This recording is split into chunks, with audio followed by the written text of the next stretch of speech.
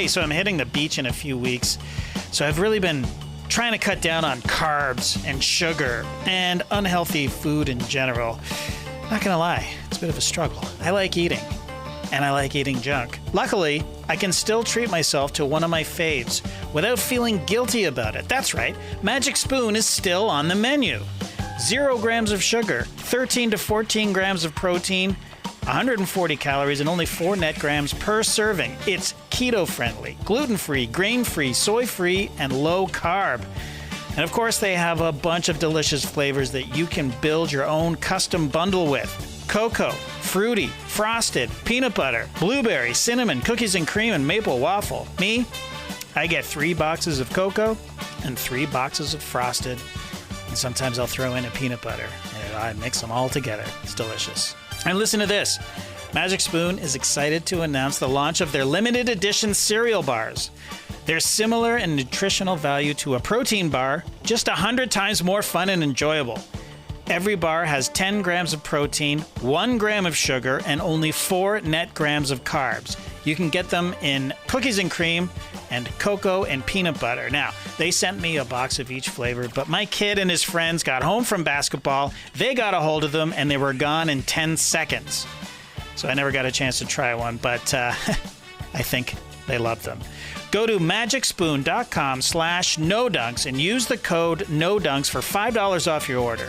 In addition to your cereal boxes, be sure to grab some cereal bars while supplies last. And Magic Spoon is so confident in their product, it's backed with a 100% happiness guarantee, so if you don't like it for any reason, they'll refund your money, no questions asked. That's magicspoon.com/NoDunks to get $5 off a custom bundle of cereal or to try out their delicious new cereal bars while supplies last. Oh, and great news.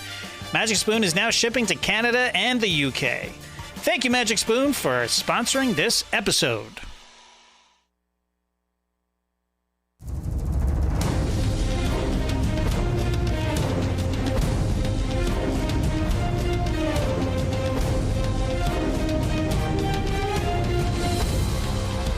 Yes! Grab your torch and dip it into this podcast. No Buffs is back, baby! I'm J.E. Skeets here in the Classic Factory, along with my fellow tribe members. We got Trey Kirby. Heyo. Heyo. And of course, No Dunk super producer, JD. Hello. There he is, and here we are. We're here to recap episode 1 of Survivor 42.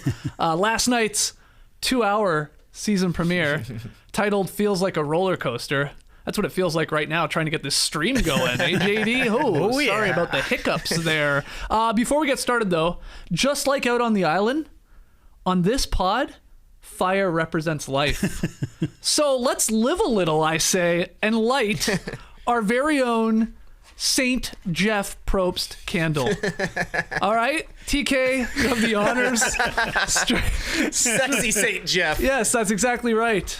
Blessings upon blessings here for another great season of Survivor and No Buffs. And while Trey lights this candle, and we hopefully don't set off any fire alarms, beautiful. Oh, look, you burnt my candle. I don't know what's happening here. There's blue coming out of Jeff's head. Take a second to like the video, subscribe to No Buffs. We've got our own separate podcast feed and YouTube feed, and we'll be tackling this season episode by episode, as we always do. Now, I know what everybody's thinking here. Yes, you can clean this candle. Okay, if you good. Need to. Good.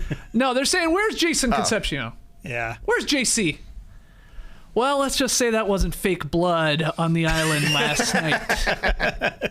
No, he's a busy man. Unfortunately, he couldn't commit to doing every episode of No Buffs. Fair enough. He was very honest with us.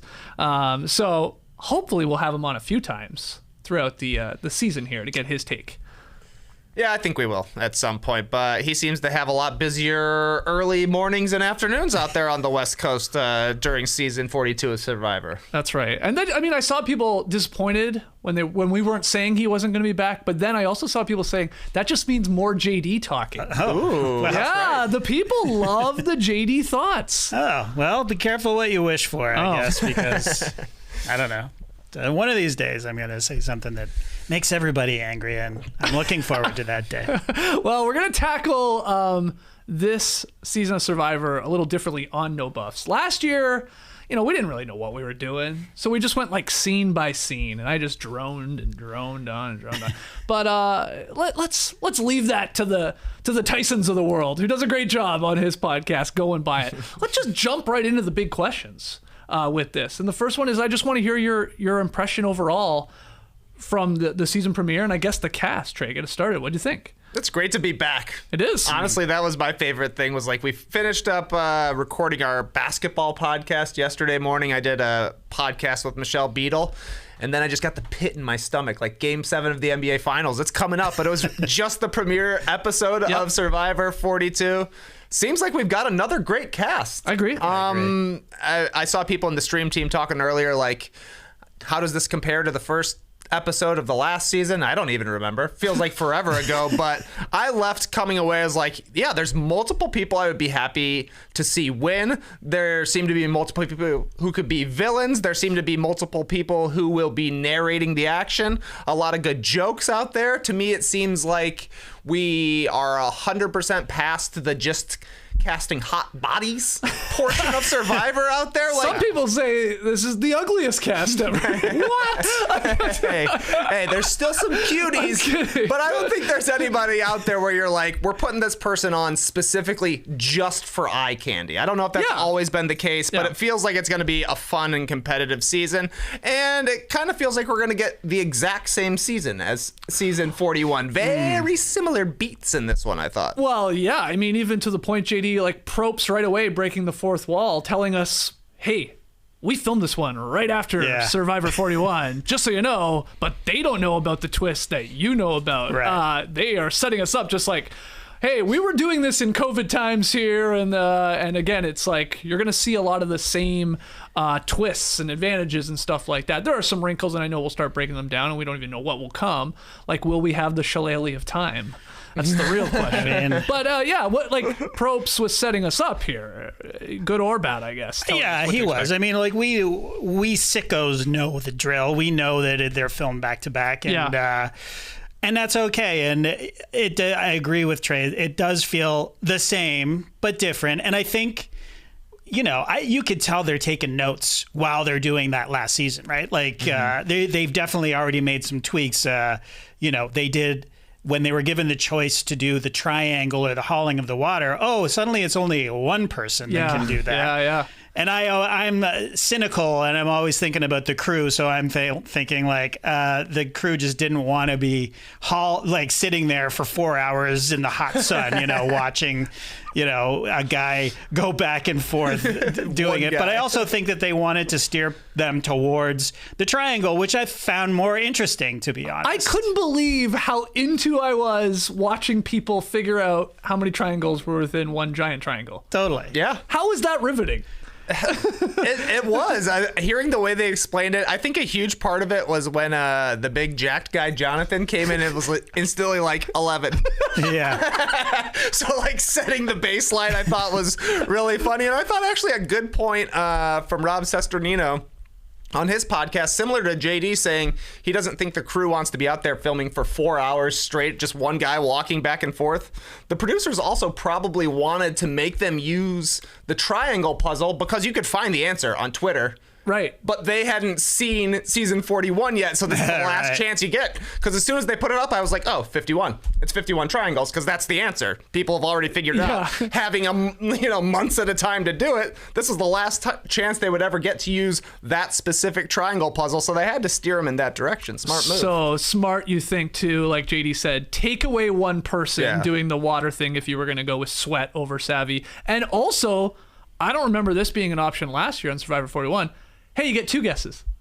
Yeah. True. Because they were like, Made it more enticing, definitely. Exactly. Like, well, okay, if we can just, really take our time with it. And then even if we're off, hopefully we'll just be one off because we'll get a second chance, which basically came into play there with the answer being 51, right? Yeah, they went, one group went 50 and 51, and one was 51, 52. Yeah, okay. But, it's going to be, it's going to be similar. If it sure feels like with the big sort of twists and turns with maybe little changes. Though it's funny because you're saying, JD, they already filmed it, so it's not like they can see how we react to it as the audience.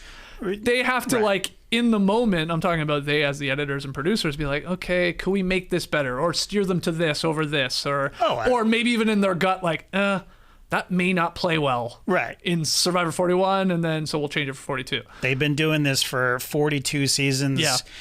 And we know as we do a show and we know that we're our worst critics, right? And we give ourselves notes all the time. So they know what they're doing. And I think they instantly know what works and what doesn't work. And it already feels like an improvement to me. It felt slicker. It felt... it just felt more cohesive in that they had a clearer idea of where they wanted to go, even though they didn't get our reaction. Yeah, and we say it all the time. The fans don't know what they want. We tell them what they want. and then another thing, I don't know if this is jumping ahead or I guess we're not jumping anywhere, but the Amulet idol is fucking cool. I think that's awesome new thing. I love that it gets more powerful as you go. I don't quite understand how it works, if they have to all play it together or if you just, eliminate people and then the other amulet is willed to. I don't get how that works, but I love that they either have to work together or they have to eviscerate each other in order for it to be more powerful. It's just a cool twist. And it was something that last season, I felt like we were confused a lot about, okay, what does this do? And there's too many advantages and what's happening. Maybe we're acclimatized to it now and it's a little better, or I don't know. I just felt like I was in more confident hands watching this season premiere. Yeah. So this is what we know from this advantage amulet, which is a key. Remember, I wanted to call this season Unlock Your Mind? Yeah. Anyway, Hi, Dre, and Lindsay, within this first challenge, they're at this little stop, and they'll make the decision here collectively to do this. But the blood mud stop. If they all end up on the same tribe, here's how I understand it. Okay, if they all end up on the same tribe after a swap or a merge or stuff like that, and they all play their amulets, that would give them collectively, not each, collectively as a group, one extra vote. So from 10 votes in the group to 11. That's exactly right. If there are only 2 of them left, let's say, and they both play their key, their amulet, because one has been voted out, or left, I guess, that would give the duo one steal vote. 10 votes to 9 in a group. Now, if it's only one person, and this is what you were alluding to, JD, that you love about it, if it just gets down to 1 because the other 2 get voted out or whatever happens, that remaining key, that remaining amulet is a full immunity idol. So there is no way the 3 of them are going to probably all be there and then all collectively play this for 1 extra vote. There's no way. Seems unlikely. Which means I'm going to try and get each other out, hopefully. Right. Unless they can get sneaky at challenges. Like, can Hi give Dre his? Oh, is there Can they get sneaky with it? Like, hey, or I'm really in trouble. I need that. I don't know. We don't know. Is it transferable? That's a great question. Yeah, not sure. But anyway. So I think as viewers, what we want to happen is one of these 3 gets voted out at some point between the merge. Okay. Because it feels unlikely that they're going to be able to, all 3 of them stick around and be confident enough in this connection that they get back together for just getting 1 extra vote. Yeah. But convincing 1 extra person, hey, if we do this together, we can steal a vote, that seems doable. And you also only would have to vote out then 1 person to turn yours into an idol. So that will be kind of what I'm hoping for with regards to this amulet. I'm with you, JD. I like it too, because it kind of forces a decision. For these 3, are we going to work together? Are we going to be gunning for each other immediately? And that kind of just, I don't know, being able to combine the tribes without the actual competitors being on the beach together, I think is cool, which is why, that's the best part of Shipwheel Island is you're going there and these people are giving a chance to make a connection. It doesn't always pay off that way, but at least there's something here that we know that further and further down the line, it's going to matter more and more. I also love when it happens in the show. It's in the middle of the first challenge. Yeah. And I feel like we haven't seen a run through the jungle challenge in a long time. And I thought I loved that. That's sort of a new thing that I haven't seen in a while. And just the instantaneousness of it, it's just stop, collect yourselves, and everybody's waiting. Everybody's like, should we send a search party? And I just love the fake blood and all of that. Just the producers screwing with them. You know what I mean? Like, just let's put out some blood and see if anyone does it. And they did it. And it's just like, it was a high, right? Yeah, he definitely did it. Fine, I'll cover myself with blood. It's like looking like Carrie, after the prom kind of thing. Right. And, and of course they're saying, hey, man, you're bleeding. Are you okay? He's like, yeah, it's fine. I'm fine. He said, yes, I am bleeding, which was odd. It was just like, what? Okay. I guess that's a hard lie to cover for instantly. But that's what's so great about it is just like, it's... This is the most jacked these players are in the whole game. They've just arrived on the beach. I mean, you see Tori, she fell 4 or 5 times, right? Just running, and a guy dislocated his shoulder. They're so amped up, and then they get them together, and this is the first real, like, these people have never talked to each other ever, and it's like, you're working together, and now you got to fake it so that they're not suspicious, and it's just amazing. It's just very, very hilarious and well done, and I just loved it. I mean, I probably would have used the blood too, except I would have been like, don't worry, it's not my blood, and just left it at that. I don't know the other guy. Why they put blood on. And we never, unfortunately, we hear somebody, I forget who it was, asking Hi a couple times. I think it was Lydia. Saying, why are you all bloody, or what is that? And then that's it. We never get, like, wouldn't you think after the challenge is over, like, so where are you cut, man? Like, what happened? There's a lot of blood. Like, we better check you. We don't get any of that. So, whatever. I mean, what did they also say? The 3 of them that were making this decision to get all these amulets. Like, what did they say they were doing that entire time? Like, it felt like they were there for a while. They had to have been there for. Oh yeah. I'm like. 10 minutes? 5 minutes at least, I would say. It seemed like a while, to the point where the other competitors were like, what are they doing back there? They run around, like covered in mud. Everybody else on the entire show, totally clean. Not dirty at all, covered in mud, and just one guy covered in blood. Like, all right, here's what we're going to tell him. You killed a boar while we were back there. Right. They had a boar. They said one of the 3 of you have to kill it. I love that. Seasons moving forward now.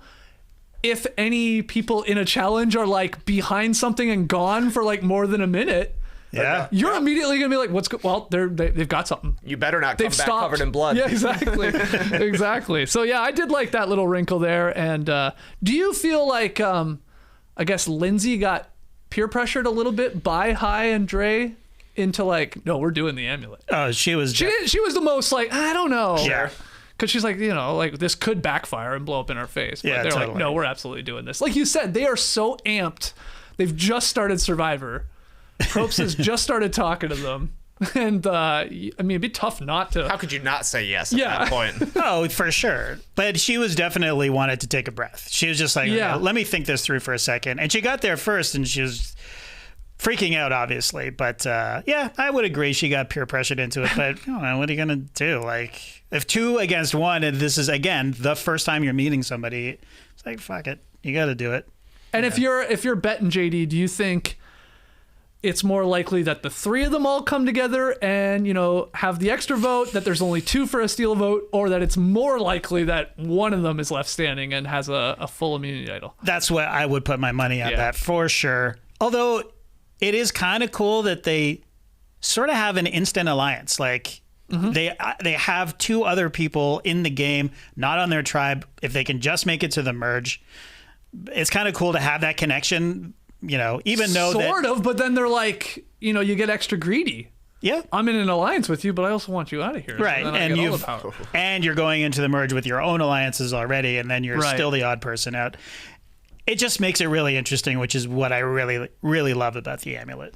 Well, let's talk about who goes home. In this first episode, 2 people ultimately leaving. Let's start with the one guy voted out, and that's Zach. What went wrong for our super fan Zach, Trey, if you had to pick a couple things? Like, where did he, or was it just, short end of the stick here? What do you think? Skinny end of the stick, Yeah, there you actually. go. Would I be in the Skinny Alliance? That's You're all too big, it sounded like. I think I'm way totally. too jacked for the Skinny Alliance. Those guys were very They skinny. were like 118 and 112. I was like, wow. Oh, I've got like 40 pounds. I know. I know. I was doing the math as well. All right. But to me, it did kind of seem like he was just on the outs. It seemed like he was, it was 5 votes against him. He ended up not having a vote, so a unanimous vote out for Zach. Actual Tough unanimous vote. So to me, probably the problem is that he was too big of a Survivor super fan. So they think this guy, he knows what's up. He's going to be a schemer, which I think probably works against you when they're just looking for any reason to vote somebody out. So what really went wrong with him was not hitting on the shot in the dark. Like, you knew he was up against it when he played a shot in the dark the very first night. He got every vote, so he knew he was going to be the one. So mistake-wise, it's probably telling Tori that people were throwing her name out, which then gave Tori ammunition to be like, he spilled the beans. Yeah, I was looking for taro. I was out there looking for food. But this guy, he already told your secrets. Maybe what I did was lying, but he told another lie. Right. The more recent lie. You don't want to be the most recent lie. I would also add, why was he so apologetic when they came back from losing? Like, he was on the puzzle. He was. But am I crazy, or they were way behind when they got to the puzzle? And I guess, we only see what we see on TV, so maybe he was really botching it. But he was like, oh, that's all on me. It didn't seem that way when we were watching the episode. It's like, why are you leaning so much into taking the putting blame too much for of a this? spotlight on yourself, really. And again, maybe it was in the actual challenge and they just edited it all out. Like, was he like fumbling pieces and like putting him down upside down? Possibly, but he was really like The whole taking challenge the is blame. just like, doesn't matter what the lead is, get me on the puzzle. That's right. It's like, damn it. I think that it's because he's a super fan. Like, he was playing politics, I think. What did he? I don't even, as you say, I don't even know if he really whiffed it that badly, but as knowing that he's going into the first tribal council and anyone can go for any reason.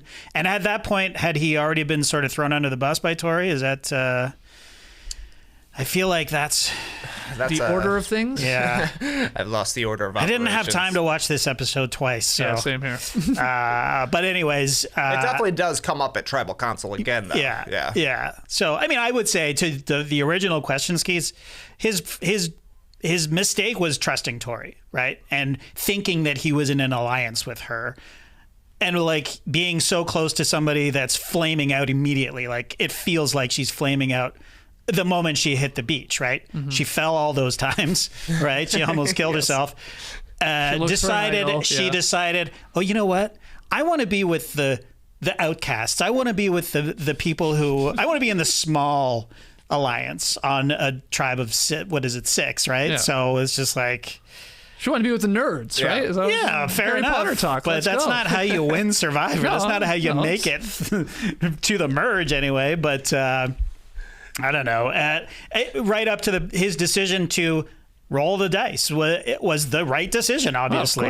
But unfortunately, So his problem, what went wrong for Zach is that he trusted Tori, and that was a big mistake. And it happens. Do you have, I think you do, JD, the blue tribe, the Ika, I guess, is their actual tribe name? Because this is the one we're talking about here where Zach does go home. It's Tori, it's Swathi, it's Dre, and it's Romeo, and it's Roxroy. What an eclectic group this is. First off, you got the stay-at-home dad, Roxroy, which is such an incredible name. I've never heard that name. It's a good one. Love it. And then Tori, as we talked about, and Zach and stuff like that. It was a weird decision where I guess he just felt good in this skinny alliance with Romeo, and then he thought possibly Tori, but in the end, all the votes going on him. And didn't take long to play the die this year, did it? He's like, all right. 16% chance. He knew. He still knew. Here. He's like 16% better than 0%. And who was the Harry Potter alliance? Was that Tori, Swathi, and Zach? Yeah. So the Young Alliance. Right. I think they were also calling themselves. I like Tori. Tori is going to be a hilarious character. I think over the course of this, like sitting down, coming up with like the dumbest lie. I'm not going to tell people I'm a therapist, but a childhood educator, isn't that Yeah, what a caregiver. yes, said, a caregiver. Okay. And then obviously thinking that because she's a therapist, she's going to be the smartest person out there. And then sitting down to bond by talking about Harry Potter and then being like, yeah, I could tell they were nerds. So I brought up the most popular book series of all time. Have you heard it? Do you think Crazy she can? stuff. Do you think? I mean, it wasn't. Look, she was in a lot of the episode. I wouldn't say it was a great episode for her, but do you think she can recover, JD? Like, is she in this for the long game here, Tori, or could she be like, if this tribe botches it again, could she be on the outs? I think she can recover. I think she can. I think sort of she's do smart. too. I think that Tori is smart, but I don't think she's Survivor smart, or she's coming in too hot, or I don't know what's going on with her, but she just seems to be making a lot of mistakes and trying to move way too fast right away, maybe. But I don't know, or maybe she's not smart. I don't know, but she's. I like her. Same. Skeets. We were talking to her before the show started. No villains, right? Like, Well, yeah, Trey. I'm glad you brought that up because like Trey slipped it in when you first started talking. Like you see some potential in villains here, and I'm like, tell me who? Who Tori. you got your eye on? Tori to me is the most villainous character. Okay. I think she's gonna get compared to Angelina. I think over the course of time, Angelina a great talker, smart as well, but maybe the social game kind of was lacking a little bit. Like I can just very easily see Tori asking for somebody for their jacket as they're voted off. Right. But yeah, I mean. Other than that, I would say she just stuck out to me as most villainous for sure. Sure. Right, but I wouldn't call her a villain in the No. traditional. Like, she's no Tyson. She's no Sandra. She's no, not that we'll never see a Russell again. But I mean, as Skeets and I were talking about, it's just like that's kind of what the show is lacking. Like, I think as an audience, well, that's what we want. We want a villain. We want somebody to root against. Because it's more fun, really. Well, I mean, it feels like, okay, maybe Tori's an exception. It feels like there's the odd exception every season. But even like if you go at 41 and now 42, the cast is just like it's all people you want to root for. They all have incredible stories. They're all sort of heroes to some extent, and that's cool. That's great. I like that. But I like to have 1, 2, or 3 people that come at the game completely opposite because I think it makes those heroes even bigger. Yeah. When they're all heroes, loses a little bit of a lackluster or lose a little bit of a shine. So, but I think maybe we're just gone from that era to some extent because I think they don't want. Because we say villains like the person themselves is evil, but it's also the show casting them as a villain, and and I think maybe they feel some guilt in doing that now.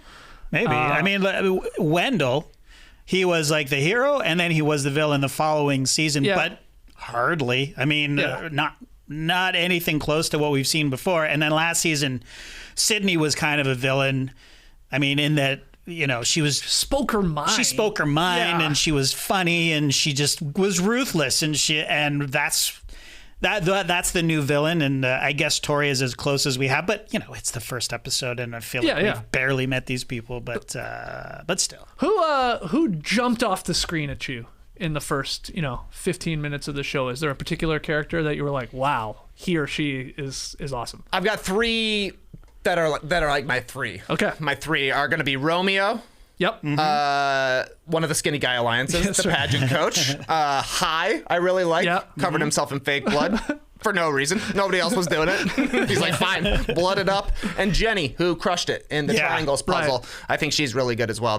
Those were the ones that stuck out to me. But I mean, even just like looking at their headshots, I'm like, look at all the character in these headshots. It's not just like a smiling at the camera.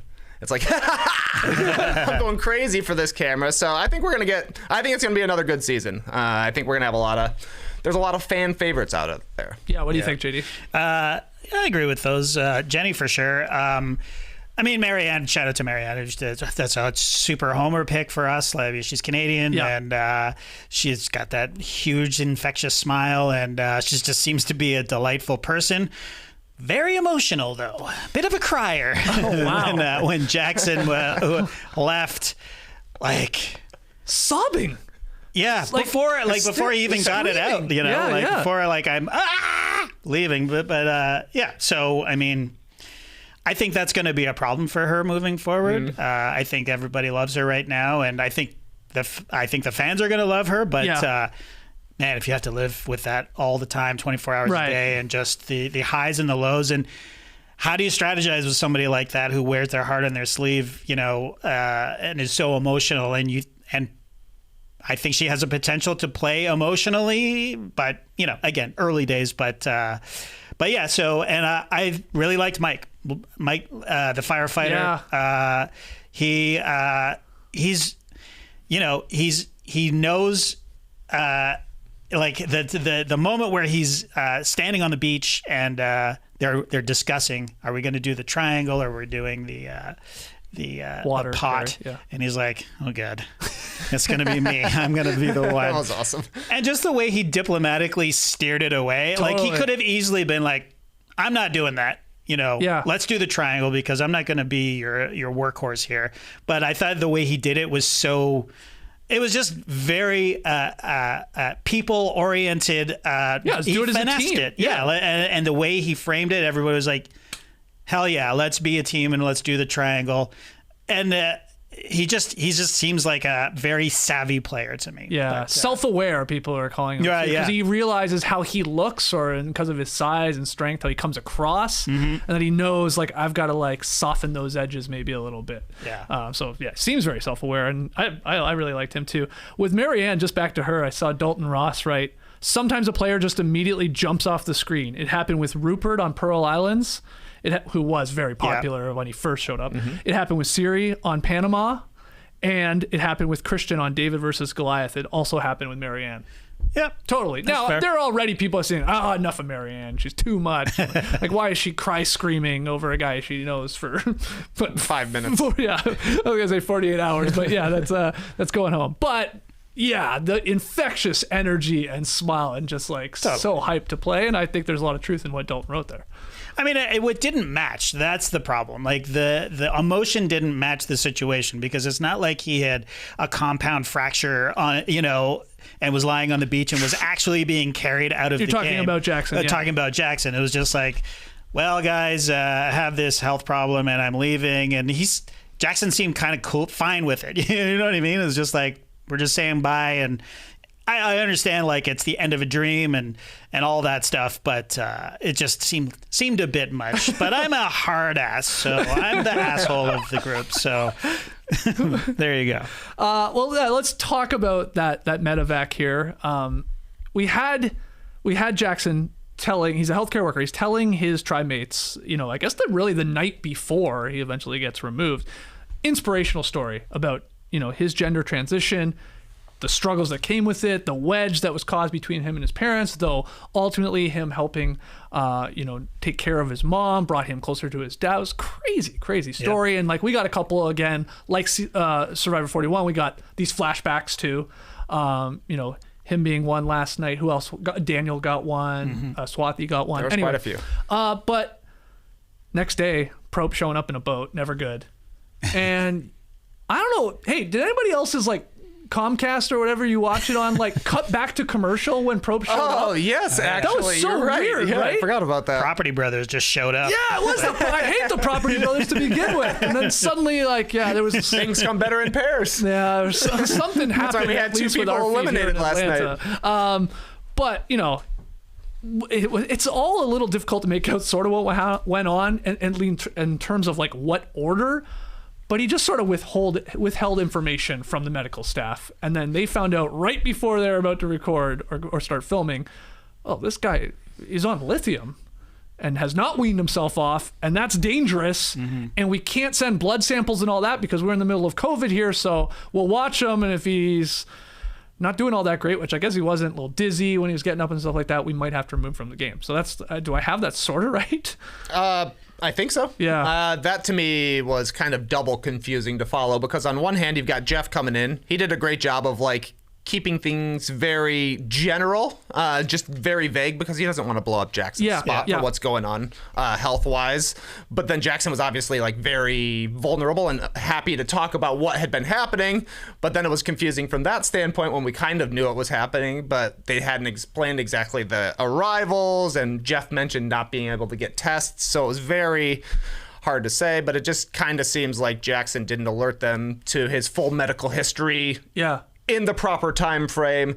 They thought they were going to be able to at least let him start the game and see how long it could go, but they just didn't feel comfortable after 48 hours. So what a decision to be made for the medical team, the Survivor, and the producers, and like holy, you're in one hell of a spot. Now I know they have alternates in I guess normal seasons, JD. We don't know if there are alternates out there during these COVID times where they do have to quarantine for so long. Like, are they flying 2 extra people for Survivor 41 and 42?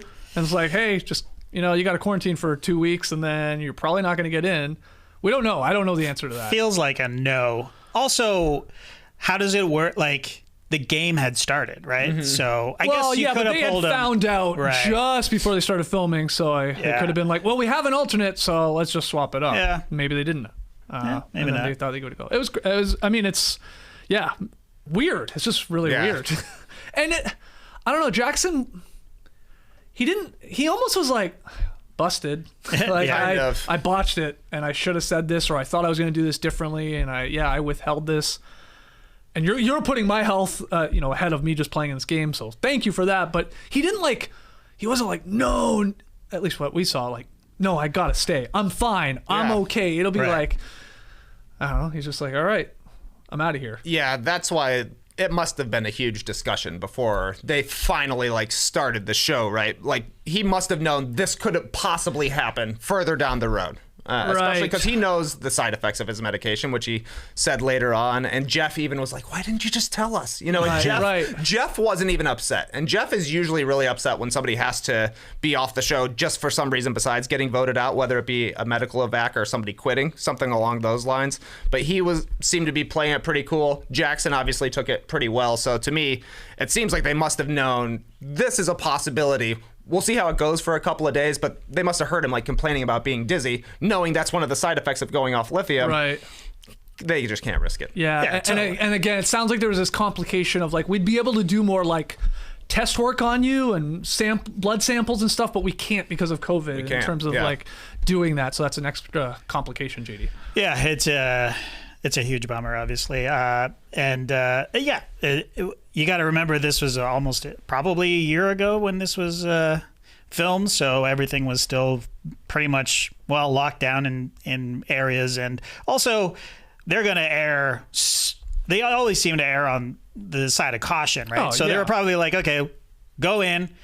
We'll see how you are, and at the very hint of a problem, we're just going to yank you, which they did, and he was like, yeah, you got me. And it seemed like Jackson knew that was the right thing to do because, I mean, if he's feeling that badly or, dizziness, headaches, I mean, that's just the beginning, Yeah, he's also doing some, has done some, interviews and stuff like that. Okay. I saw right before we jumped on, and he's admitting that he was not drinking a lot of water while he was out there too. So that's a big part of your dizziness. He said he drank half a container over 2 days of water. That's it. Wow. All I would be doing is drinking water. There's not a lot to do out there. Just crush it, go piss in the ocean, and back to the well. Yeah, and I'm not saying, what are you doing, Survivor? You should have just told him to drink more water. I mean, they go hand in hand, but he wasn't doing himself any favors, I guess. No wonder you're feeling dizzy if you're working your ass off for the last 48 hours. You're not sleeping. You're hyped up because you're on the show, and yeah, man, you got to get that and H2O yourself in weaning off medicine. Yeah, tough stuff. But I mean, at least in his exit interview, he was like, "This is the best 48 hours of my life." Well, and we did get his backstory, which I thought was very cool as well. For sure. For being on for half of the first episode, pretty memorable for sure. Yeah. All right. Well, we got lots still to talk about. I feel like some random notes. I'm sure some more jokes to be had. I'm glad you slipped in the one about 11 triangles from Chime. Well, it was really funny too. So good. The way it all was cut together, because I think I don't remember which tribe Ty is on. Or Hi. They're on his tribe, and he says something. He's like, well, if we're having trouble, there's no way Orange gets it. yeah. That's right. They cut to him. He's like, 11? No, not 11? All right, I'm going to go build the shelter with no tools then. That's my favorite part. At least he knows his strengths. I'm just going to leave. I'm going to make this worse. It appeared 3 of them left. Yeah. All right, let's just leave this to the people that are confident with it. Because you can have too many cooks in the kitchen there, I think, counting up all those triangles. Too many Trysts. Yes, is that what they're called? All right, well, let's take our first break. But when we come back, lots more on the season premiere of Survivor 42. Don't go anywhere. Shout out to Daniel Tiger. It's Chime time. Chime is an award-winning app and debit card with no overdraft fees, foreign transaction fees, monthly fees, or service fees. It's also the jersey sponsor of the Dallas Mavericks, and with over 60,000 fee-free in-network ATMs at many locations, like most Walgreens, 7-Elevens, and CVS's, you can access your money when you need it, where you need it, and for that reason, I'm in. Shark Tank. Mark Cuban. Dallas Mavericks Chime. Yeah, nice. Join over 10 million people using Chime. Sign up takes only 2 minutes and it doesn't affect your credit score. Get started today at chime.com/no-dunks. That's chime.com/no-dunks. JD, roll that beautiful disclaimer footage. Banking services provided by and debit card issued by the Bank Corp Bank or Stride Bank NA, members FDIC. Get fee-free transactions at any MoneyPass ATM in a 7-Eleven location and at any Allpoint or Visa Plus Alliance ATM. Otherwise, out-of-network ATM withdrawal fees may apply. Sometimes pay anyone instant transfers can be delayed. The recipient must use a valid debit card or be a Chime member to claim funds. I'm here to talk to you about the new Starbucks Baya energy drink. With caffeine naturally found in coffee fruit, it's energy that's good. Coffee beans are the roasted seeds of coffee fruit. That just blows my mind every time I think about that. Yeah. Starbucks Baya energy drink is a beverage that is crafted from caffeine naturally found in coffee fruit, as well as antioxidant vitamin C, with some delicious fruity flavors that we have here on the table. Mango guava. I've got pineapple passion fruit, raspberry lime out there, and that can, that glorious can, you can get me with a can anytime. I am a sucker for beverage packaging. Nice. Look at that raspberry lime. That one can. pops. That's a beauty. It's like you're taking the Rainbow Road to Raspberry Town on that one. I love the designer work on that one. Each 12-ounce, 90-calorie can contains 160 milligrams of that natural caffeine. What a boost. Perfect for while we're playing pickup. There's 2-hour sessions happening on Wednesday. You need a little boost for a 2-hour pickup session these days. Or spike ball. Ooh. Oh, is it spike ball season here? It's coming, in the baby. South? Yeah. All right. Yeah, I've got it on the brain because it's getting a little warm out here. Or just a quick midday pick-me-up. Starbucks Baya energy drink is available online at grocery stores, convenience stores, and gas stations nationwide. During this great reshuffle, a record number of employees are considering switching jobs. So now's your chance to try and attract them. LinkedIn Jobs is here to help you connect with the people you want to interview faster and for free. I'm actually thinking about using LinkedIn Jobs to find someone to help me write creative ad copy. Wild, eh? Sort of next level thinking. Create a free job post in minutes on LinkedIn Jobs to reach your network and beyond to the world's largest professional network of over 770 million people. Then add your job and the purple #hiring frame to your LinkedIn profile to spread word that you're hiring so your network can help you find the right people to hire. I like that little addition. Simple tools like screening questions make it easy to focus on candidates with just the right skills and experience so you can quickly prioritize who you'd like to interview and hire. That's why small businesses rate LinkedIn Jobs #1 in delivering quality hires versus leading competitors. LinkedIn Jobs helps you find the candidates you want to talk to faster. Fast like me. Did you know every week nearly 40 million job seekers visit LinkedIn? Post your job for free at linkedin.com/nodunks. That's linkedin.com/nodunks to post your job for free. Terms and conditions apply. All right. Back here in the Classic Factory, No Buffs, breaking down episode 1 of Survivor Season 42, a.k.a. Unlock Your Mind. With that key that's actually an amulet. Somebody in the stream team said, on Survivor, amulets are keys. Dice aren't rolled. And hourglasses are smashed. That's right. That's right. Unlock your mind. That's crazy, man. It Hold really on. Wait, what's the stream team in the No Buffs? the Live Tribe. The Live Tribe. You said stream team. Yeah. I mean, it's look. You better unlock your mind. We got Slipstream when it's no breaks, Yeah, Live it's Tribe Chip when it's Tribe. no buffs, Stream Team when it's no dunks. I mean, it all becomes a little confusing. Let's talk about the return of Shipwheel Island. Are you a fan of that, TK?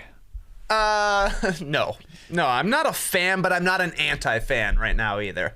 At this point, I'm just like, all right, go have your walk. Personally, I would be wearing shoes if it were me. Right. But I was happy to let this kind of wash over me, be like, oh, they're just going to take a little journey.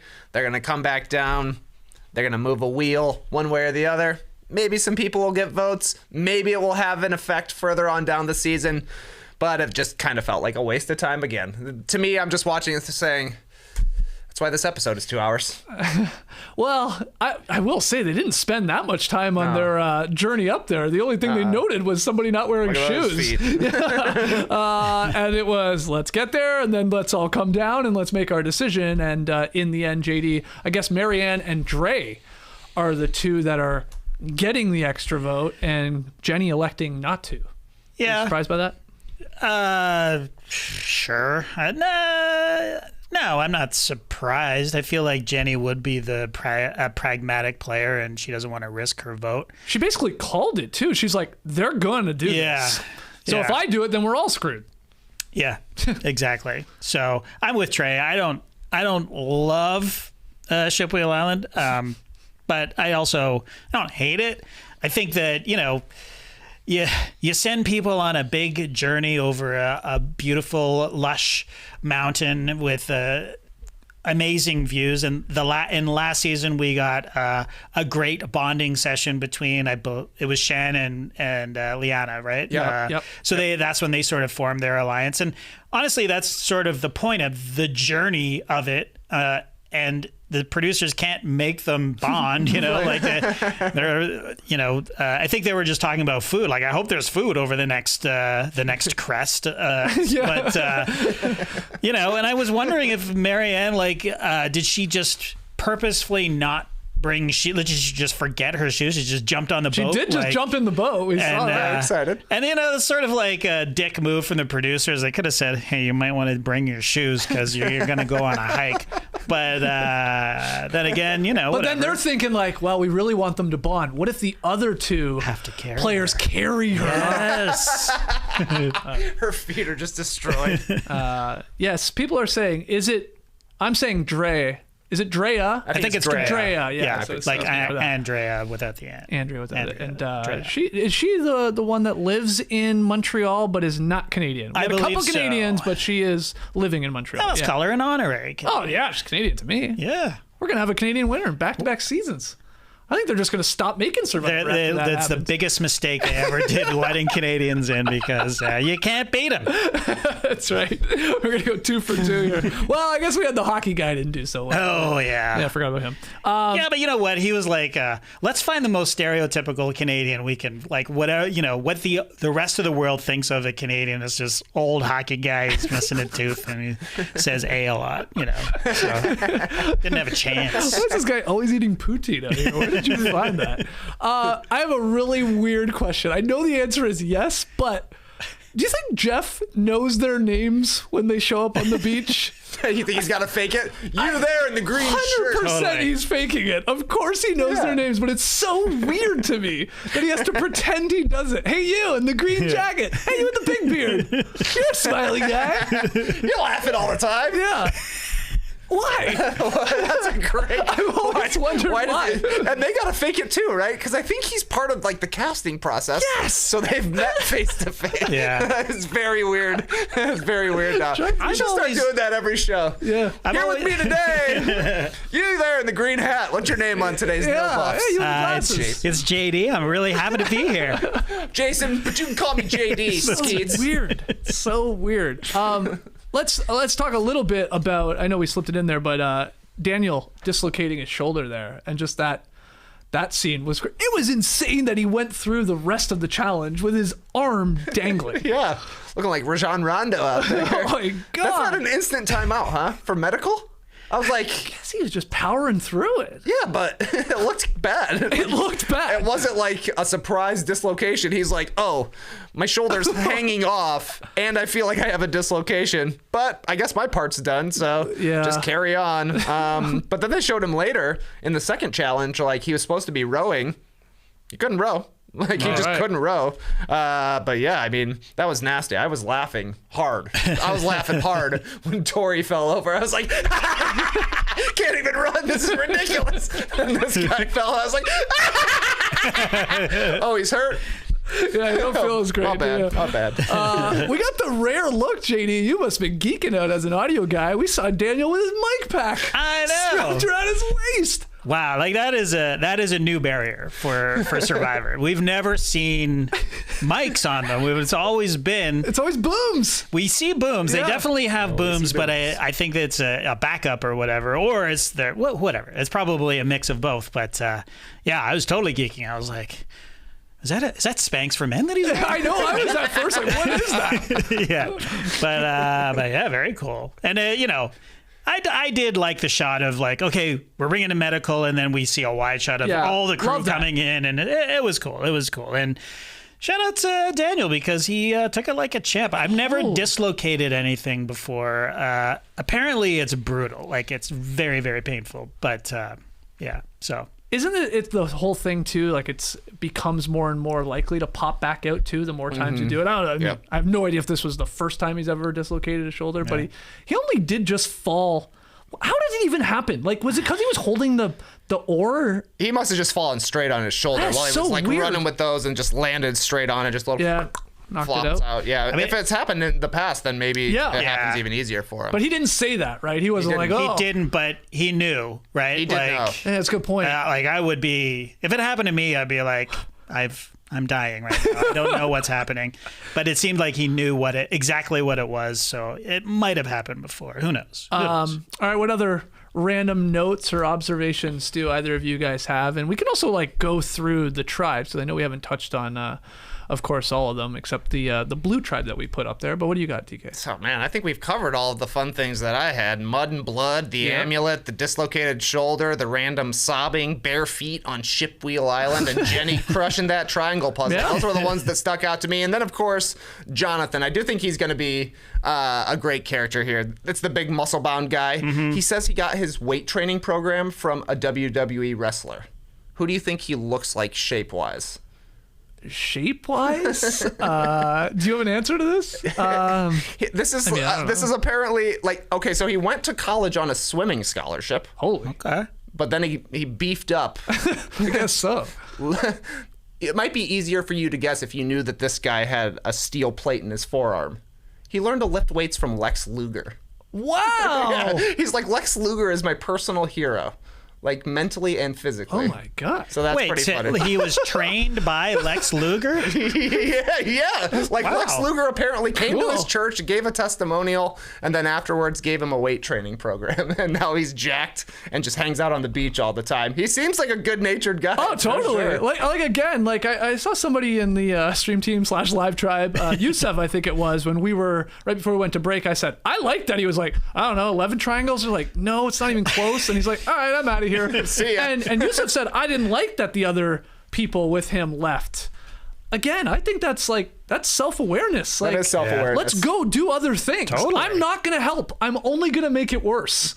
And we are a tribe right now. Like, we do want to win this and get the pot and the machete and the flint. So, like, I actually really like that. Wow, that's amazing with Lex Luger, though. Yeah, I couldn't believe it. His bio is actually really funny. He says that his favorite thing, his favorite hobbies, #1, working out. #1 pet peeve, wearing shirts. Oh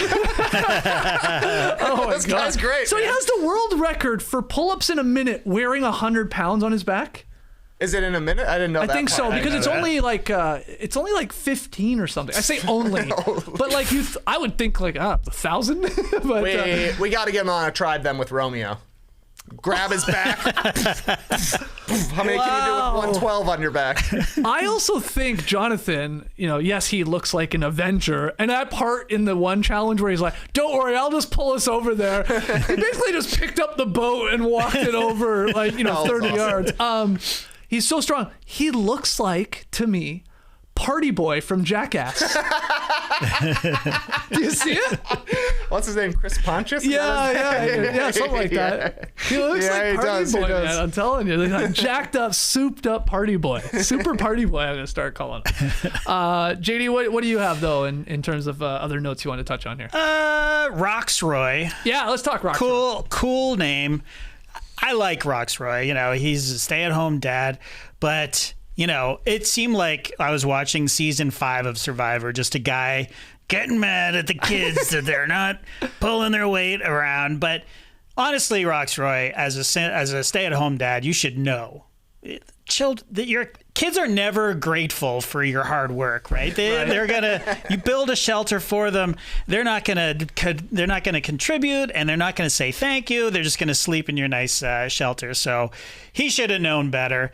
At least he caught himself, like he was talking to Drea, I think it was. He's like, am I being an asshole? Like I'm coming on a little strong here? And she's like, a little bit. So he at least recognizes it. Yeah, totally. It's still frustrating, I'm sure.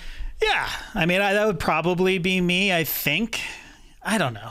I'm not really because I know if I went on, I'd be the old guy, and I would be like, can we just get the shelter done, guys? Because I want to go to sleep, Yeah. But yeah, I really like him, and I think he's, as you say, like she's like, too much? Yeah, probably too much. Okay, and then he sort of toned it down, and I loved his glasses. Yeah,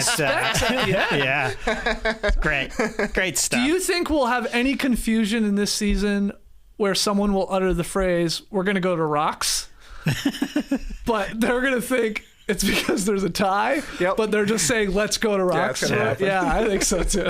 Yeah, I would bet on that if I was a betting man. Yeah, it's why don't you show the other tribes, because we talked about the blue tribe there with Roxroy on it, and Zach, of course, going home, but throw up one of the other ones, JD, and we can just sort of maybe quickly chime in on some of these people. This is Taku, who I think it was Maryanne was very excited to say their tribe name, when she at one point like say Taku, Taku, Taku, she was something like that. So Jackson, of course, out of the game, so they were down to 5. Who probably didn't get much? Maria. Yeah, I don't even know what she sounds like. She did like the tied together stick, I think, in the first challenge. Did she do that? I think she Okay. was the stick holder, perhaps. Right. Okay. And then But not much, Omar, Canadian. A lot of people are Man. high on him. Yeah. Yep. He's seems to be a favorite. Maryanne, we talked about Jonathan, the Avenger / Party Boy. Doesn't he look like Party Boy? He does. Yeah. He actually does. And then Lindsay. So only 5. That challenge, the immunity challenge. Holy crap! I know Second one. The second one. Yeah, when they're The exhausted, actual like one at the end there. I mean, designed for 6 people. Then they're down to 5 because Jackson is gone. They got to sit out 2 people in the other tribes, where they're like, basically lifting these boats and the chests. That looks so exhausting. Brutal. Was it maybe the blue tribe that was like, they showed a couple where they're like all leaning into it as hard as they can and it doesn't move, and they're like nothing. All right, I'll go to the front. Oh yeah, and then wasn't it Drea after they lose saying something about like Roxroy wasn't even pulling. doing anything? Yeah. I thought that was fascinating. It's like, where did that come from? And then Romeo actually really talked her off the ledge in terms of like voting for him. It's like, no, he's strong. And we're not going to win anything of physical nature, at least. I thought he actually had a pretty good episode, Romeo, there for the blue tribe. But back to Orange.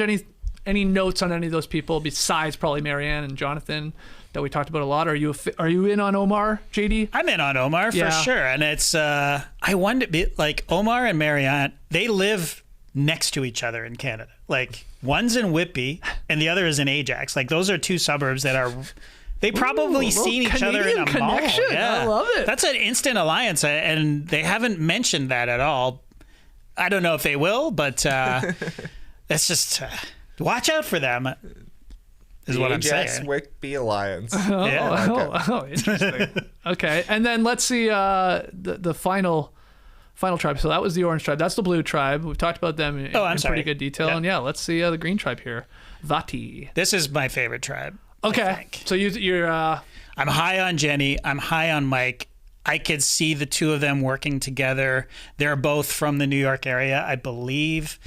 They're both older, and I think they're both really, really smart. Yeah. And I love Daniel. You know, injury aside, he seems to have a lot of grit, and I love that Hype covered himself in blood. Chanel, we haven't. I know. seen I actually much was of. like, who is that? I was like, what the heck? I don't remember her at all. And Lydia is sort of like she's refers to herself as Gen Z, and she hates everything about Survivor, the actual experience, you know, sand and surf and sun and starving and all that stuff. Yeah.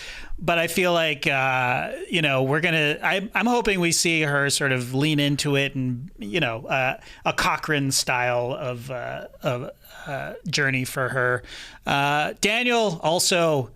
Major Albert Brooks, young Albert Brooks, especially in this picture. So, yeah, I'm loving. How do you say it? Vati? Yes. Yeah. Vati. The crab. Sure, yeah. Well, the crab trap. Okay. I don't know if this graphic is actually correct. I found this on the internet, but that's got the crab at the bottom. Yeah. Okay. But this is the green tribe. And then there's the turtle tribe, which was Taku, Yes. and they're the orange tribe. Interesting. Why wouldn't they be the green tribe, seeing as they're turtles? That's great. Really great makes you point. And what's the other one? A fish. A little fish, blue. Okay. The ocean. Yeah. Again, maybe the makes graphics sense. are just straight up wrong that I found on the internet. Yeah, but maybe. we'll get to our winners' predictions at the end. You know what, JD? Let's do tree mail now. Okay. And then we'll take a final break, and then we'll make our predictions and even you know, who's going to win the whole season and maybe who's going to be the next boot and stuff like that. But let's go to Tree Mill, and I think we got a new intro for this.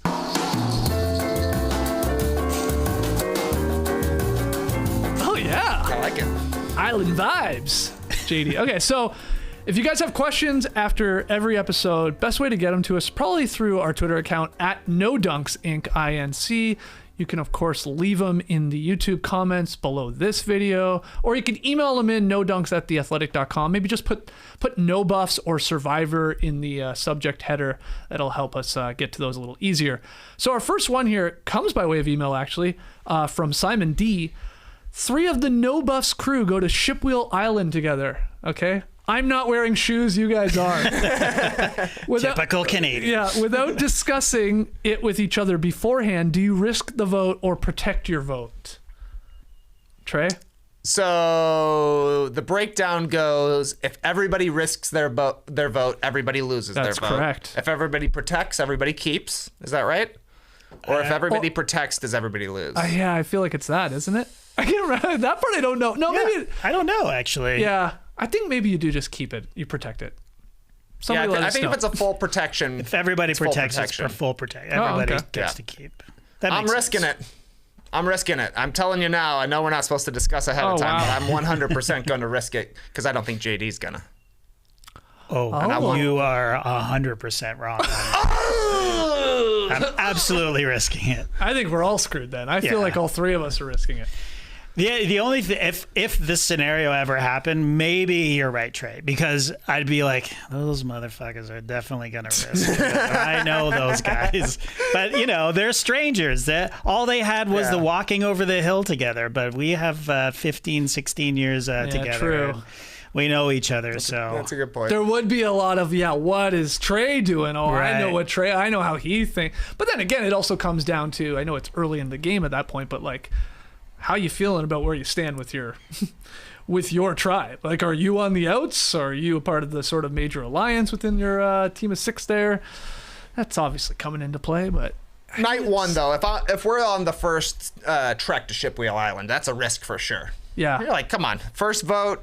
You're either voted out first and it sucks anyways, or you got enough time to scramble. Yeah. So if it were on episode 1, no doubt I'm risking it. I thought that was a fun little breakdown of them deciding who was going to go to Shipwheel Island and how they went about it different ways. We saw paper, rock, scissors yeah. on the blue tribe. We saw pulling of sticks, Straws, yeah. straws, short straw on the green tribe.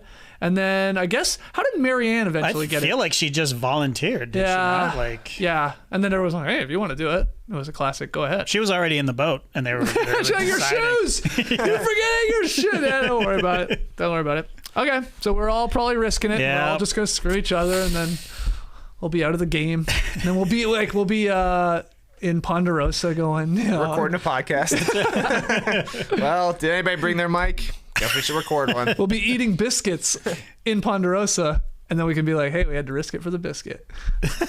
Next one from Zigadala. Ziggy. This by way of Twitter. If you were the first boot on your Survivor season, okay, so you're Zach, let's say. Now I know there's some, phrasing when it comes to like probes dropping out. That Zach's the second person voted out, which is like, what? No, he really was the first. He's the second person gone because Jackson had to get medevac. But anyway, the question is, if you were the first boot on your Survivor season, would you still throw a Survivor premiere party for your family and friends? That's a great question. Okay, Trey, you're out there, and you know what happens because you were out there. What are you throwing a big shindig though, and like we're all coming out to watch? 100% throwing a party. You've got to. You've got to, mister. 2 reasons. Number 1, it's the only time you're on. That's the big one to me. If you don't throw a party for this episode, you're not throwing a party for the next 12. And look at Zach. He was still proud to go home, to be the first one voted off, second one eliminated. Number 2, if you don't throw the premiere party, they know you're gone first anyways. So then you're embarrassed before even having the party. Because it's like, if you knew I went on Survivor, you think I'm having a party for the first episode, right? Yeah, You're probably assuming this guy will want to have a party for every episode, but guaranteed first one. We're all getting together. We're renting out Variety Playhouse. We're watching Survivor. Right. So if you didn't do that, but you're like, Trey went on Survivor. We all getting together for the first one? Nah. Just watch it at home. You'd be like, something bad must have happened out there to my man. Yeah, you're either thinking that, or you're like, well, this guy only wants to put a big down payment on renting out the place once. He's going far. He wants to save it to the finale. Yeah, no, you're probably right. So JD, what are you doing? You're the first boot. Are you still having a get together? I feel like you're not. I don't know. I don't think I would. Yeah. I mean, if I won Survivor, I don't know if I would have like a party. You know what I mean? Like, I could keep it close to my chest.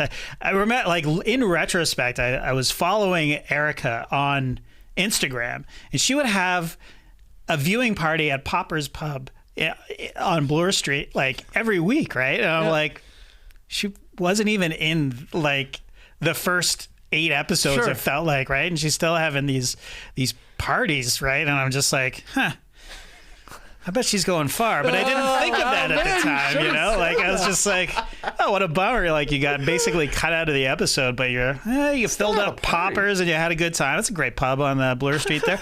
But I guess I would also be worried about my edit, because I feel like, again, I'd be the old guy. I'd be like, oh boy, this guy, everybody hates him. And I would want to find out what people are saying about me in their confessionals in private, like under a blanket. You know what I mean? Like, can't believe I'm seen that way. Like, I would need some time, some distance and time. Yeah. So I'm a no. Okay. All right. Well, that's a fun one for everybody joining us live or listening or watching later. Well, would you? Yeah. I mean, I think I would throw the party every week. Yeah.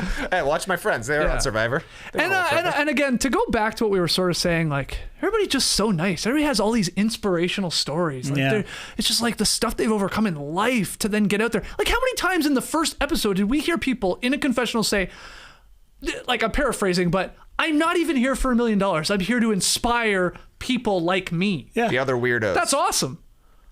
I want to be the opposite. I want to be. They need to start casting some assholes like me.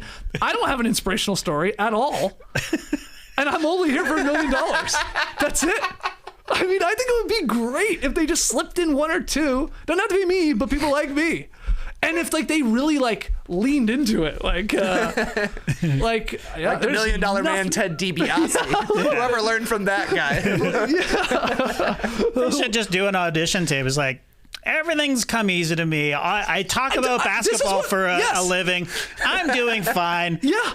and I want $1 million. That's Yeah. it. That's my pitch. I think you should do it. I think you should do it. I think I'm going to. That's going to be the angle that I'm going to try to get on. All right. I do like this idea, JD. You know, people in the NBA, like when it's the off season, they'll be like, "Oh, James Harden unfollowed all of the Houston Rockets. He must want out." Right. That's how they kind of track what's going to be happening in the NBA. Maybe the way to track what's going to happen on a season of Survivor is Instagram watch parties. Like, is oh smart. my goodness, Yeah. what? Another one for Jonathan? Yeah, but Scheduling like, something for week 14? Why? yeah, but where, the size of it, Yeah, the get turnouts. into the details of it all. Interesting. Advanced stats. I mean, the other part we're forgetting is these people are on Survivor, which means they want to be on television, Yeah. which means they tend to like fame, and like the camera and attention. So, you know, those type of people, myself included, are throwing parties. Yeah. Because, you know, you're the center of the attention, even if you're not even in the episode, in Erica's case there for a couple. Final question here. This is a good one. Sort of a two-part question from Zachary A. If you could get rid of one twist that has or appears to have been carried over from season 41 to 42, what would it be? And then if you could bring back a twist from season 1 through 40 to replace it with, what would that be? So Trey, that first one, of the things we've seen so far, or maybe we think's coming, like we don't know with the Shillelagh time, but like which one, like you're like, no thanks, I don't need it. Okay, I don't want the Shillelagh of time. Okay. That's the main one to me. Agree. Don't bring it with just because it was a big nothing. You know, it was like, why would you not save yourself when you're going to be the one voted out? Yeah. There was no choice to it. So get rid of that and bring back the mutiny option. You know, like when they bring everybody together, they're like, we'll give you an option right now. I'm going to count 3, 2, 1. If you want to switch tribes, take a step forward. Oh, yeah. You like that one? 3, 2, 1. A couple of people did step forward. Penner was one, Yeah, I yeah. believe, and maybe one other. Yeah, there was. I forget her name right now. as well. I Yeah, can picture a her, woman. but I agree. And I think they've done that maybe one other time, like since then too. The Yeah. mutiny, like that version of like, you want to move, you want to swap. Yeah, Here we it's kind of similar to the Shillelagh of Time in that like the tribes are going to get a little bit mixed up, but it's really putting you to like an individual decision that can put a huge target on your back, which is Right. what ended up happening with Penner. So I think that's something they could try again at some point. Okay. JD, same two questions. What do you either hope we don't see from 41 into 42, or we've already seen a little bit and you'd like to get rid of it? And then what would you like to bring back from the olden days? Shipwheel, again, not a fan. We've already seen it, so I guess we're going to do it at least one more time, probably. Yeah. The Shillelagh of Time, I'm going to defend the Shillelagh of Time. Okay. I like saying the Shillelagh of Time, first is of all. good. Yes. I think we coined that, actually. Nobody else calls it the Shillelagh of Time. Trey which is definitely foolish. Did Trey come up with it? No, I think that's a JD. I think I did. Oh, you did. Yeah. Oh, sorry. And Shillelagh time. I actually thought it was called that. But it was no, it's the hourglass or Hourglass? something. Yeah, okay. The magic hourglass. What is Shillelagh it time called? is awesome. It's though. way better. Yeah. I think, like I said before at the beginning, they've learned from it. I think we're going to see a nice tweak to the Shillelagh of Time. I think they're going to tweak it. Okay, well, we'll talk that out. I don't know. That's the thing. Like, I don't know, but I think they're going to limit maybe some of its power, maybe make it not so absolute. I don't know, or incorporate actual time travel, which I'm still hoping for. Right. Something I'd like for them to bring back is the legacy advantage, where you can actually will an idol to somebody, because I can't remember who I didn't have time to go back and Google this, but was it Stephanie LaGrossa? Somebody voted somebody out knowing that they would be willed an idol, and I can't remember who it was. So I like that sort of twist of it. And I also like I don't like them just taking an idol and hiding it again, and we have to watch people run around looking for idols again. It's sort of, it adds a new strategy to it. So what about, like what you're saying? Do you like the idea of like, if you're voted out with an idol, you don't just get to either take it home, or you don't even get to do that anymore because it's a prop and they want it back, and then they just usually put it back into play. Right. And go you like the idea of like, that person gets to choose give it to somebody who gets it. Yeah. And then it shows up in their bag, kind of thing. They've done that before. They have. What's fun about that is the person could be angry, so they're like, screw it, I'm just gonna blow up this game and give it to the person I think would be going next. Yeah. And that'll really screw them. Yeah. Or it's like because of the bonds you've built. That takes trying to vote somebody out but remain friends with them to a whole other level because you're ultimately trying to get their vote at the end if they're on the jury. Yeah, I think like you said, they've sort of done variations of that. Okay, I like that. It. I mean, you could will fire tokens when they had Oh, that. fire tokens. You just Bequeath your tokens. Yes. Oh, bequeath. Yeah, yeah, fire tokens. Why? Like cryptocurrency is pretty big right now. There should be a fire token. I'm probably regretting not putting it into these ones. Next, that'll be season 43. What do you? I got some Firecoin. I got some Ethereum. I got some Solana. I've got some Survivor fire tokens. Yeah. Yeah, Sarah Lacina. Game Changers voted out Sierra because she knew she was going to get her advantage. But that is cool. The pass it on, I think, is good. And I liked it with the fire tokens as well. The Okay, the bequeathing. All right, that's, again, great question there from Zach. Two of those questions, really. The one thing you'd like to get rid of that it appears they're bringing over from 41, and there's a lot. And then, a twist you want to see back in the mix for maybe Survivor 43. We know Probst is watching. We lit his sexy candle for crying out loud. Hey, Jeff, put an asshole like me on Survivor 43. You know, everybody thinks the Canadians are polite and kind. That'd be the twist. Yeah, be the twist. Shitty Canadians. All right, let's take our final break. When we come back, I want predictions for next boot and, of course, predictions for who wins this whole thing. So don't go anywhere. Even though you are far from ordinary, the truth is that erectile dysfunction is really common. In fact, 52% of guys aged 40 to 70 experience some form of ED. ED is more common than most people think. In fact, 52% of men between the ages of 40 to 70 will experience some form of ED. Yes, I just said that twice because I know half of you weren't listening the first time. You put math in ad copy, I'm gonna frickin' use it.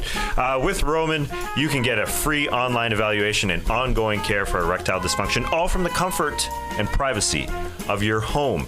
Roman's system is completely confidential and totally discreet. No big logos or labels on packages. A U.S. licensed healthcare professional will work with you to find the best treatment plan. If medication is appropriate, it ships to you free with 2-day shipping. Again, no big logos or labels on packages. The whole process, straightforward and convenient. Getting started, real simple. Just go to getroman.com/nodunks and complete an online visit. Go to getroman.com/nodunks today, and if you're prescribed, get $15 off your first month of ED treatment. Make sure you're ready to have confidence and control this spring. Roman ready. This podcast is sponsored by BetterHelp Online Therapy. Relationships take work. A lot of us will drop anything to go help someone we care about. We'll go out of our way to treat other people well, but how often do we give ourselves the same treatment? Personally, I try to allocate at least 1 hour per day where I'm totally disconnected from the news and all of my electronic devices. Go for a walk. Sometimes I'm just outside shooting hoops by myself. Either way, I prioritize my mental well-being and I find it very beneficial. And this month, BetterHelp Online Therapy wants to remind you to take care of your most important relationship, the one you have with yourself. BetterHelp is online therapy that offers video, phone, and even live chat sessions with your therapist so you don't have to see anyone on camera if you don't want to. It's much more affordable than in-person therapy, and you can be matched with a therapist in under 48 hours. Give it a try and see why over 2 million people have used BetterHelp Online Therapy. This podcast is sponsored by BetterHelp, and No Dunks listeners get 10% off their first month at betterhelp.com/nodunks. That's BetterHelp.com/nodunks. Okay, there he is, sexy Saint Jeff, still burning away. I love looking in here to make sure we got enough wax for however many episodes we got to go. Yeah. You want me to buy another one? Is there another one? I thought this was one of a sure kind. There's a cool Cochrane one I can buy. Ooh. It's all burnt. Little sunburn. The live tribe bringing it here with their comments. I like this. Size NZ, maybe from New Zealand. Who knows? How about, JD, taking your idea? When you leave, if you leave with an idol in your pocket, instead of bequeathing it to one person, it goes to 2. Interesting. Now, gets a little complicated to follow. Maybe. Yeah. And that's the big blowback on a lot of this stuff going on from 41 and even to 42. It's like, whoa, there's a lot to read and a lot of rules and what, and but I think there might be something there. He or she thinks that'd be juicy. And then Ryan Barry, who I believe is the man responsible with cracking the game within the game in Survivor 41, which is apparently gone. Thought that was going to be your twist you wanted to bring back. Well, I was tweeting with Ryan, and he says the game within the game in Survivor 41, that was for kids. That was for junior Survivor players. The game within the game this year is for adults, and they're not just going to show it to you. It's happening. We got to find it. Unlock your mind. I love that. Anyway, he said NFTs, non-refundable fire tokens. Made me laugh. Great stuff. Okay, so let's start with just next week. Next time on Survivor, I don't know, was there anything you guys took from that, the little preview, and where this is going? Or are you looking at a tribe, possibly the blue tribe, and thinking, oh, they could be going back to tribal council? Like, JD, best guess, I know you're just throwing a dart at a dartboard here. What's possibly going to happen, you think? What am I doing? What are you doing, What am I man? doing? Oh, there we go. Fat fingers. Drea, it's the red herring, right? They're saying Drea is in trouble because Tori's coming after her, sort of thing. I got to get rid of Drea. Is that going to happen? I mean, I don't know. Drea's got an extra vote. Yeah. And, of course, she's got the amulet. Beautiful amulet. Yep. Yeah, that's right. But I would say, if I was a betting man, I would say Tori or Roxroy going home next. Okay. They're on the most dysfunctional tribe, and those two seem to be annoying people in general. Mm-hmm. That's my guess. But, okay. Yeah, those are good guesses. I'm in on Roxroy I feel like the as blue well. tribe could be there. Yeah, it kind of feels like Blue is maybe going to take some L's here early on. They kept Roxroy literally just because he was strong, but he wasn't great in the challenge. And, we saw Tori, some harsh words, being like, well, we already built our shelter. We don't need him. Yeah. Get him out of here. Thanks for building. I think she'll be aiming for him as well. Okay. I unfortunately do think it's going to be the blue tribe back there. I don't think it will be Romeo. I don't think it'll be Swati. To me, yeah, you got it down to Drea, Roxroy, or Tori, I guess. I think Roxroy. I think we're going to Rox. Yeah. Yeah. Early. I mean, my guess. I mean, who knows? I mean, we don't even know. It's so hard to tell, yeah. Very, very difficult. But we didn't do a prediction episode for this season like we did last year. So who's winning this thing? Trey, you can get us started. Your Survivor 42 winner is who and why?